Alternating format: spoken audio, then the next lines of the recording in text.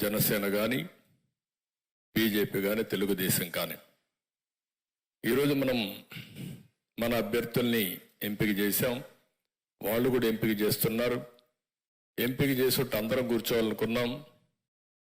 వాళ్ళు ఇంకా చేస్తున్నారు కాబట్టి ఇదే విధంగా వాళ్ళు కూడా మీటింగ్లు పెట్టుకొని సమర్థవంతంగా ధీటుగా ఎదుర్కోవాలంటే ఈసారి ప్రతి ఒక్కరు కూడా అప్రమత్తంగా ఉండాల్సిన అవసరం ఉంది.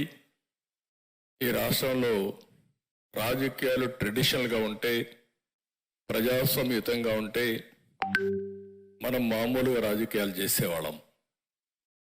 ఈరోజు ఒక పక్క చూస్తే రౌడీయిజం, అధికార దుర్వినియోగం ఒకటి కాదు, ఎన్ని రావాలనో అవలక్షణాలు అన్నీ వచ్చాయి.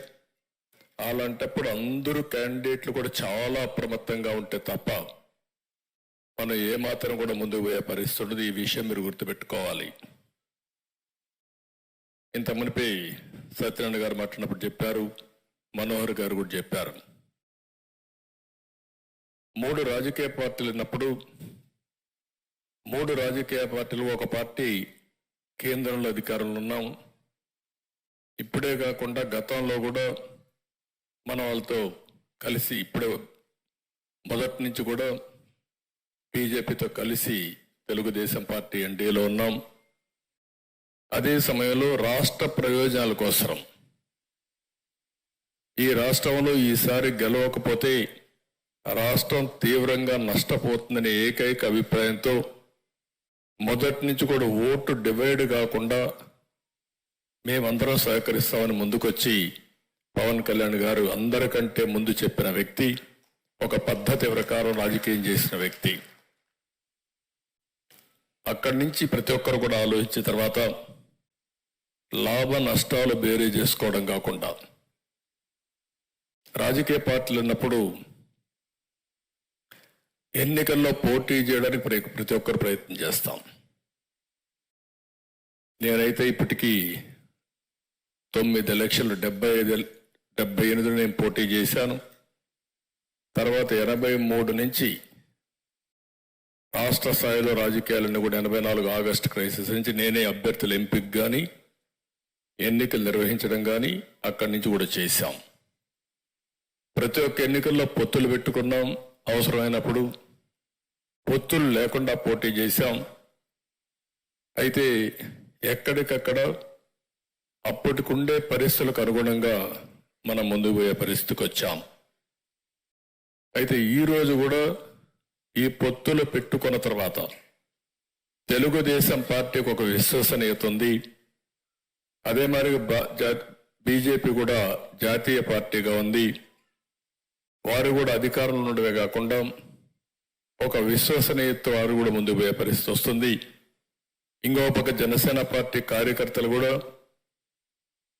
పవన్ కళ్యాణ్ గారి యొక్క నాయకత్వం పైన అభిమానంతో కానీ లేకపోతే ఒక కమిట్మెంట్తో పనిచేస్తున్నారు. ఇవన్నీ కూడా పర్ఫెక్ట్గా జరగాలంటే ఒక్క వ్యక్తి కూడా ఈరోజు అందరికీ టికెట్లు ఇవ్వలేకపోయాం. ఏ విధంగా ఎంపిక చేసాం కూడా మనం మాట్లాడుకుందాం. వివిధ రాజకీయ పార్టీల్లో కొంతమంది ఆస్పిరెంట్స్ ఉన్నారు. రాజకీయాల్లో పనిచేసేది గుర్తింపు కోసం పనిచేస్తాం. సర్వీస్ చేయడానికి మనం కష్టపడతాం. ఓసారి పొత్తుల వల్ల కొంతమందికి సీట్లు ఇవ్వలేకపోయాం. చాలా కష్టపడ్డారు, జైలుకు పోయారు. మన పార్టీలో పోరాడారు, జనసేనలో పోరాడారు, త్యాగాలు చేశారు. బీజేపీలో కూడా ఆస్పిరెంట్స్ ఉన్నారు, వారికి కూడా ఇబ్బందులు. అందరికీ పోటీ చేయాలనే ఆలోచన ఇవన్నీ ఉంటాయి. ఈరోజు ఎన్ని సీట్లు అనేవి కాకుండా రాష్ట్రం గెలవాలి, ప్రజలకు న్యాయం జరగాలని మనం ముందుకు పోయినప్పుడు నాకైతే బాగా గుర్తుంటుంది. ఇక్కడ కొంతమంది ఉన్నారు, కొంతమంది రాలేదు. కానీ విశాఖ సౌత్ బాబ్జీ, అనకాపల్లి గోవింద్, పిఠాపురం వర్మ, నిడదవోలు శేషారావు, ఉంగుటూరు ఆంజనేయులు, తెనాలి ఆలపాటి, తిరుపతి సుగుణమ్మ, ఇలాంటి 31 మందికి మనం సీట్లు ఇవ్వలేకపోయాం తెలుగుదేశం పార్టీ. ఇదే విధంగా మిగిలిన సీట్లు జనసేన సీట్లు ఇవ్వలేకపోయారు.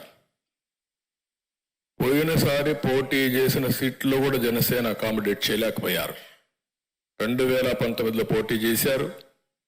ఈసారి పొత్తుల ధర్మంగా వాళ్ళు ఇవ్వలేకపోయారు. అదేవిధంగా బీజేపీలో పోటీ చేశారు, వాళ్ళు కూడా ఇవ్వలేకపోయారు. అదే సమయంలో మీరు చూస్తే పాతపట్నం రమణ, శ్రీకాకుళం లక్ష్మీదేవి, మైలవరం దేవిని నుమ, పెదకూరపాడు శ్రీధర్ మన పార్టీలో సీట్లు ఇచ్చాం. మన పార్టీలో ఉండే వ్యక్తులు కూడా మనం అకామిడేట్ చేసుకోలేకపోయాం. ఈ విషయం మీరు గుర్తుపెట్టుకోవాల్సిన అవసరం ఉంది. అంటే వాళ్ళు కష్టపడలేదని కాదు, కష్టపడ్డారు. కానీ రాష్ట్రం కోసం, ప్రజల కోసం త్యాగం చేయాలనుకున్నప్పుడు వినబిలిటీ ఒక క్రైటీరియాగా పెట్టుకున్నాం. ఈ విషయం మీరు అందరూ గుర్తుపెట్టుకోవాల్సిన అవసరం ఉంది. ఈసారి ఎన్నికల్లో ఎంపిక చేసిన విధానం మీరు చూస్తే 3 పార్టీలతో పొత్తు పెట్టుకున్న తర్వాత, ముగ్గురం కూర్చొని ఒక నిర్ణయం చేసిన తర్వాత ఏ సీట్ ఎవరికి పోతుందో ముగ్గురం కలిసి, ఎందుకంటే వాళ్ళకు బలం ఉండాలి, మనం కూడా గెలవాలి, అందరం గెలవాలనే ఉద్దేశంతో ఇవన్నీ కూడా సెటిల్ చేసుకున్నాం. చాలా ఎలాబొరేట్గా అవర్స్ టుగెదర్ కూర్చున్నాం. స్లీప్లెస్ నైట్స్ కూడా, ఒకసారి రాత్రి అంతా కూడా వర్క్ చేసిన రోజులు ఉన్నాయి. పొత్తులైనాయి.